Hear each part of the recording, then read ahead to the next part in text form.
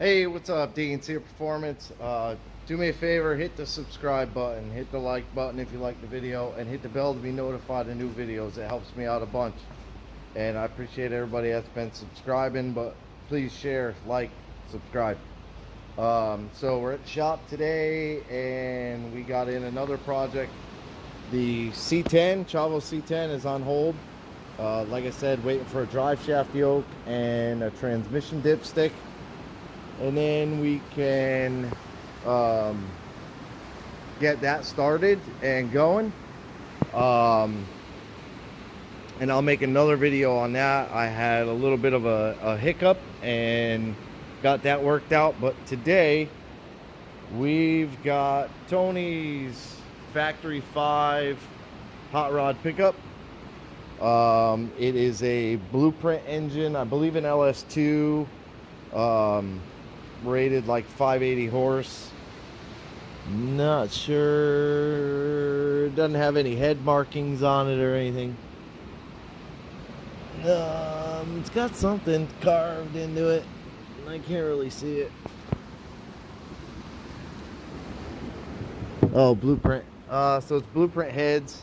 But the Factory 5 cars are really cool. If you don't know what they are, go check them out. It's like basically a full tube chassis almost, in a sense, for these old hot rods, and then you have fiberglass body, and you kind of do it the way you want to do it, in a sense. So he went to Blueprint. I assume he picked out his motor and said, I want everything with it. So they gave him a harness. Basically, this is what you would get, is a giant box with a harness, an ECU, pedal, comes with everything. And I mean, it's not a bad kit, and I believe this is the GM kit. I'm not 100% sure on that. It kind of looks like a GM kit, but it might not be. It might be something Blueprint has done. But this is like a fuse box, relay box. And then it has for coolant fan, electric water pump, fuel pump. It has this bulkhead connector, which in it has like your tach signal, your speed, coolant, oil pressure. So this would go to like your gauge cluster. And then it basically just plugs in, and you, same thing, you wire your grounds, feed it power, all that good stuff. Comes with all kinds of jumper harnesses. I mean, it comes with everything. It's a pretty complete unit. But what they're having an issue with, and we didn't install this kit, but another kid, Junior, he did all, as far as I know, he did most of the installation on the kit and everything, wiring. And I've got it pulled apart. The fuse box used to sit on these tabs, and this big loop, you know, he had it tucked in here, and then over time they were having an issue because they used an MSD trans controller, and it would start and run, and they would lose the throttle body actuator. So the car would sit there and idle, but you'd have no pedal, like a limp mode. And it would give him a P0461, which is like a 5-volt circuit open. And he didn't, I mean, I went through it top to bottom, and he didn't tap into anything. I mean, he tied into the bulkhead. It's a mess now because the poor kid, basically, it ended up being a rabbit hole of an issue with calling Blueprint and, you know, over and over discussing 5 million things with them. But he didn't like tap into really anything other than the oil pressure sensor back there. These 3 connectors, which a lot of guys do them this way. I don't do them that way, but you know, they're not, the wires aren't cut. They get signal across the connectors. A lot of times the issue with those is if you put these on a little bit too thick of a gauge wire, it'll actually cut the wire. But that wasn't the case here. So for it to lose a 5-volt reference and everything works, really made no sense. So what I did was I took HP tuners and hooked up the laptop and started data logging. Oh,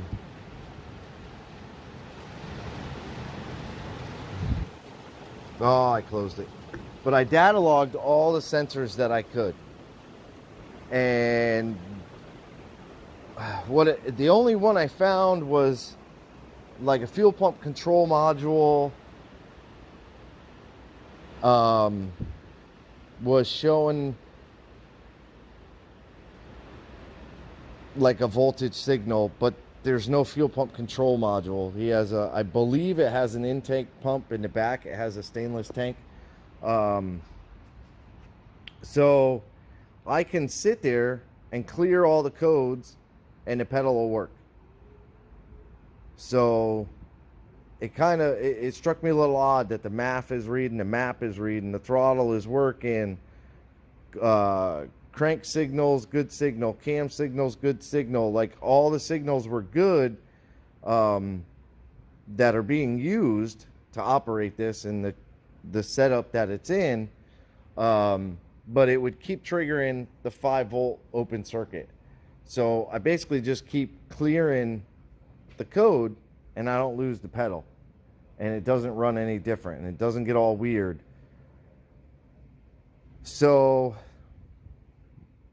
what I've come to the conclusion of is that the ECU is looking for a signal that doesn't exist anymore because this is a standalone setup.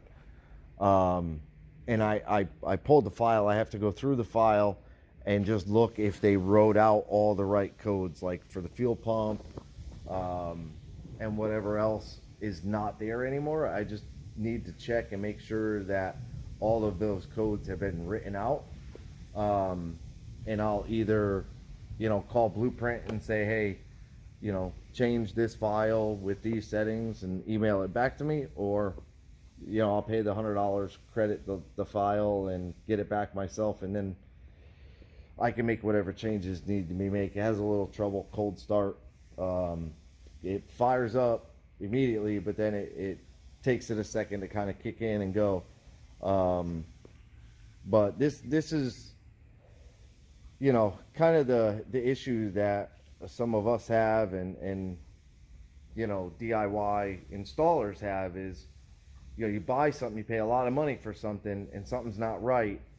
And when you call them, they don't feel like it's their fault. They feel like it's your fault. And they're to the point now where basically Blueprint said, we don't know what to tell you. You're on your own.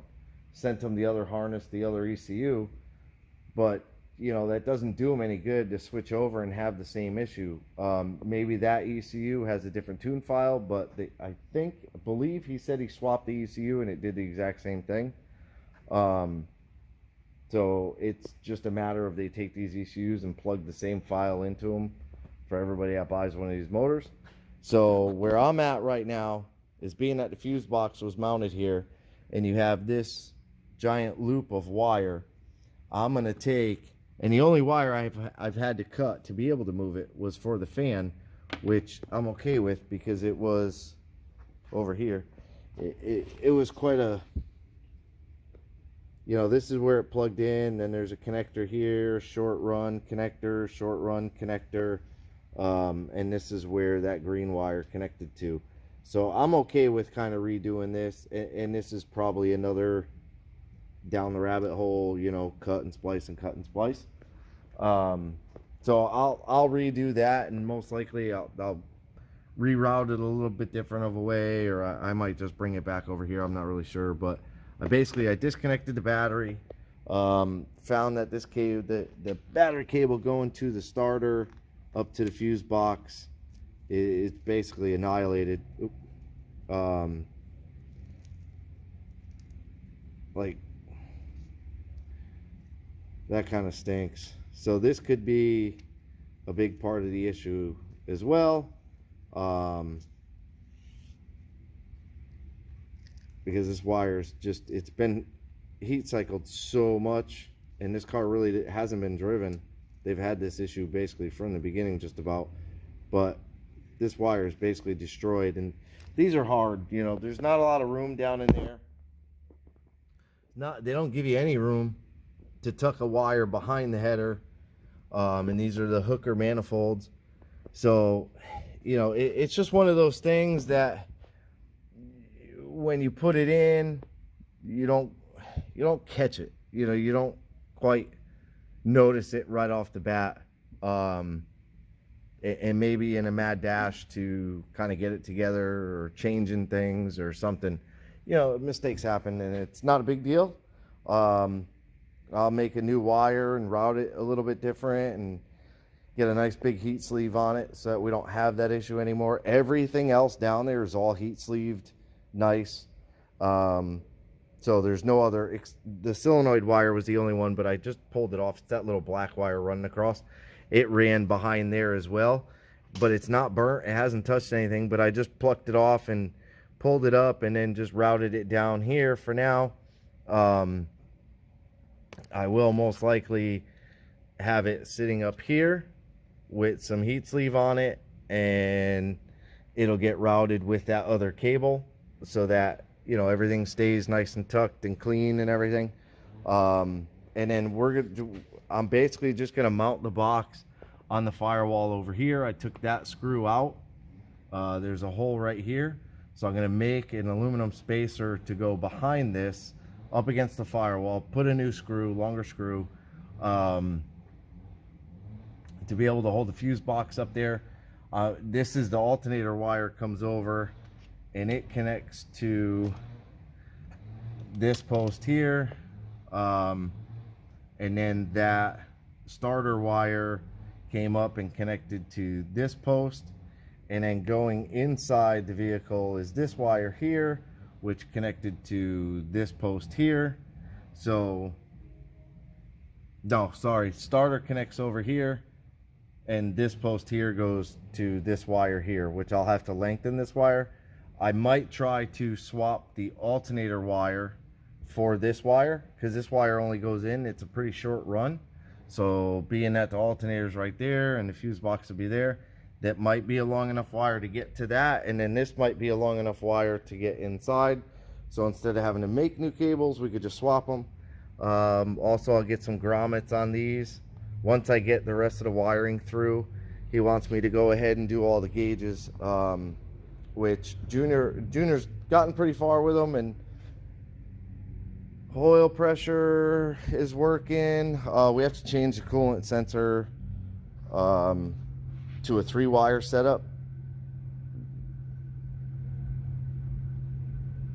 And this is what he did for a coolant sensor. He stuck it in the head and then they made a loom. So we have to change that because it needs a voltage sensor, and those are like ohms. So to get that working, but everything else on there works. TAC is the only one that doesn't work, and the coolant sensor. Other than that, everything else works, I'm pretty sure. So we're gonna go ahead and get this one knocked out pretty quick. Biggest thing is making a new cable, really, and just routing the fuse box over, and I'll get that all re-loomed. Another reason the loom was melted a little bit. Again, the rabbit hole, just it brings you in such bad ways. So I'll get this re-loomed, and I wanted to open it up and just kind of check in there, and the harness is neat inside. So we're not going to get carried away and tear apart the whole harness and swap out a harness. It just, again, rabbit hole. So we're not going to go down the rabbit hole, not yet. But I'll get it all back together, and we'll see what's going on with it after I get it back together, and we'll go from there. So for now, there'll probably only be maybe another video on this, maybe 2 at the most. This will be a quick little mini series of just a quick project to get this going. So yeah, do me a favor, like, subscribe, hit the bell to be notified, leave me a comment. Appreciate it. Have a good day.